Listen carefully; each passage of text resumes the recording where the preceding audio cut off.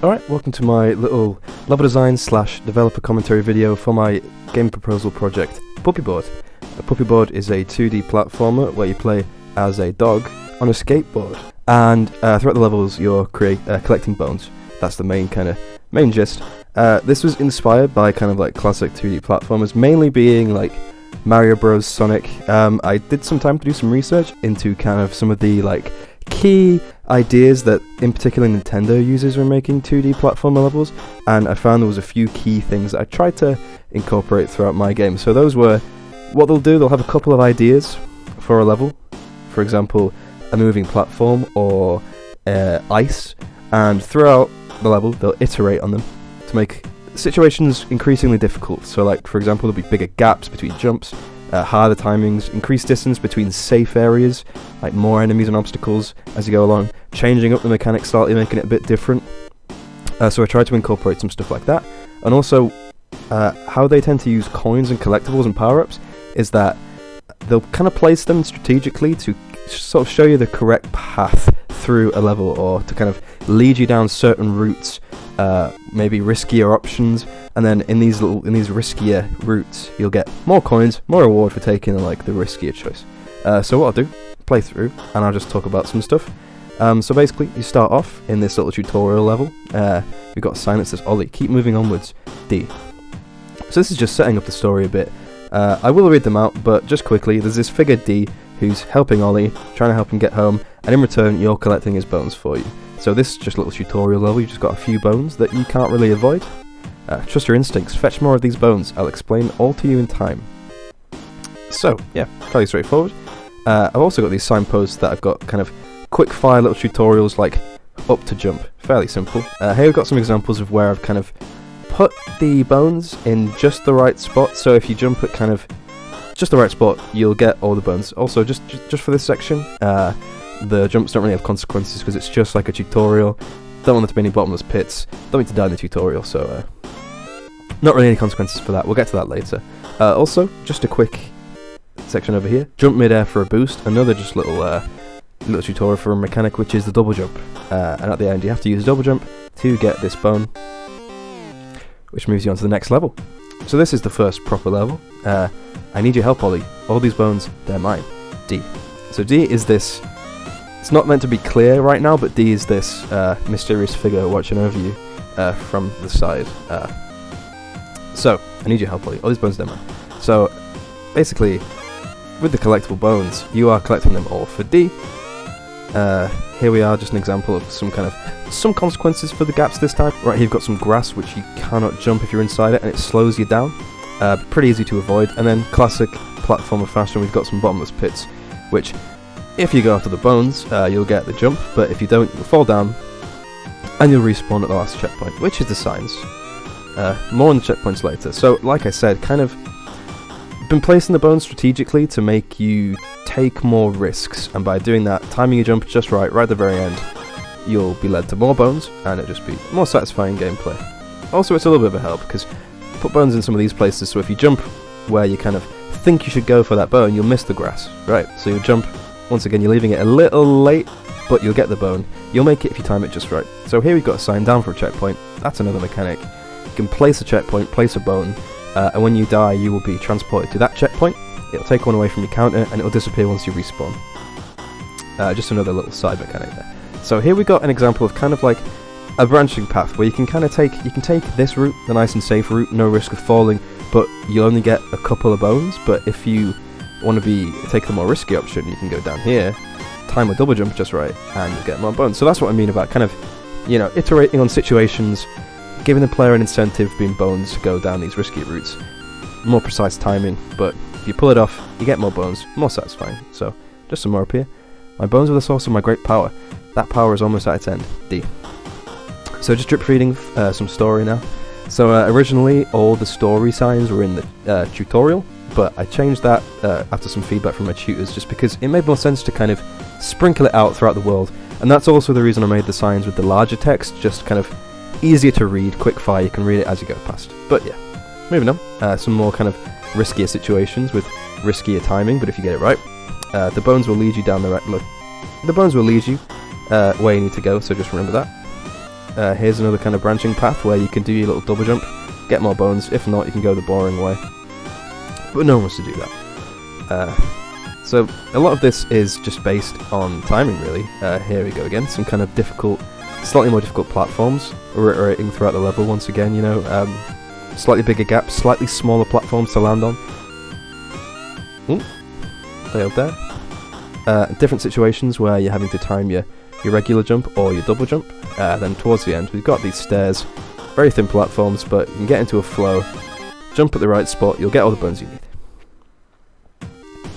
So, this is the second main level, and what I decided to do was introduce a kind of mechanic at the very start of each of these little levels for this little vertical slice. So, I used almost all my remaining power to gift you that skateboard. It can do many things. What he's talking about is pressing Q to spin. So what you can do, you can hit these switches, and they will cause the moving platform to lift you up.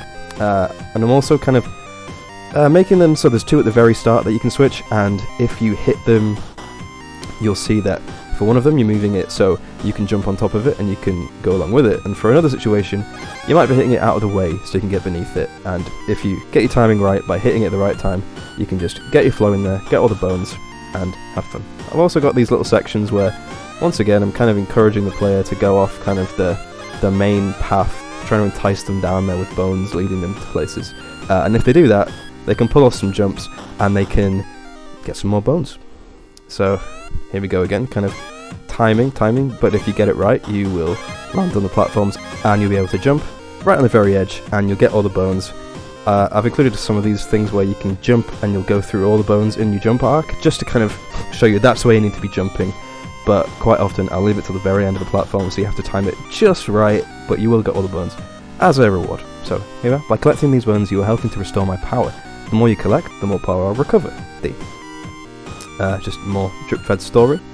Here we go again, another kind of example of you can go a boring safe route, but you only get 2 bones. But if you want to take the riskier option, you can time it just right, hit the switch, and you'll have to do some kind of fast-paced, quick-fire platforming, but you will get more bones. And then kind of, here we are, I'm just introducing again another riff on the moving platforms. You've got the spin right here, and I've got these bones just to the right. I won't collect them yet, but they're kind of hinting that you're going to have to jump, and you do. You hit this one, that goes off to the side, and you can jump, and we've got some sideways moving platforms. So, you know, doing the whole thing again of, we've got a mechanic, but as the level goes through it, changing it up, keep you on your toes, but you get your timings right, you follow the bones, you'll be alright. Here again, another kind of branching path where got some platforming. It's not the safest, but it's a lot more boring anyway. You're kind of guaranteed to make that. All what you can do is time it right again, trust your instincts, spin, and you'll be rewarded with a being slingshot across the map, and you'll get all the bones you need.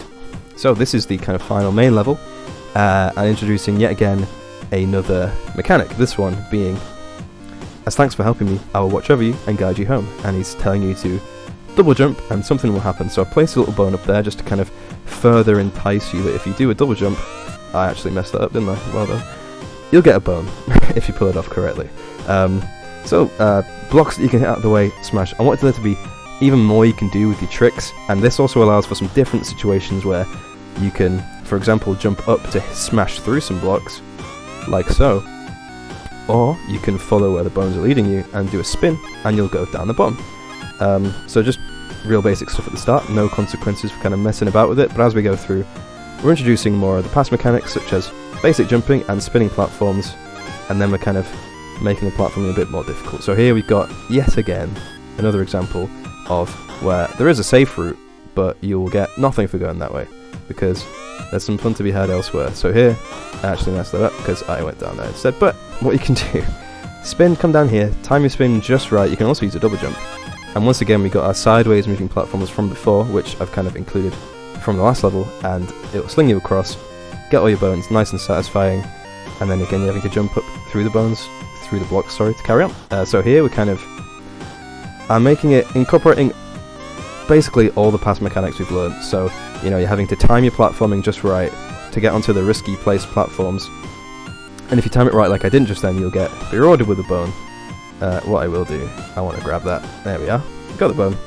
You know, that whole thing of kind of introducing mechanics, having like a main mechanic for the level that I'm then making, putting you into more interesting situations as it goes along, more difficult, but I took some kind of inspiration from Sonic, where you can get into a flow, and if you're in the flow, trusting your instincts like I said at the start, hitting all your timings at the right point, following the bones, taking these riskier options, you'll get into the zone and move along through the level at breakneck speed, and it's more satisfying, you're getting more bones, and it's just a fun time. So I truly cannot thank you enough, Ollie.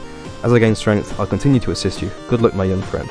So we're nearing the end now, but again, I'm leading you down these paths with different bones, with the mechanics that we know we have to jump through, and we're hitting our switches at the right time, and we're able to get into a kind of a zen state as we're going along, not making too many mistakes.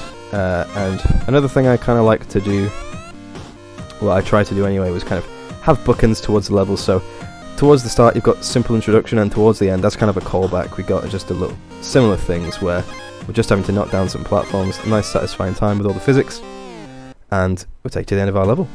So this is just basically our final level. Not really much of a level, but just a little ending for you.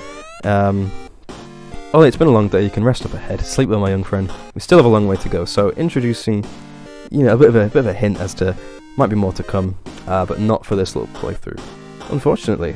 But right now we go to our little doghouse and we go to sleep, and just got some credits at the end.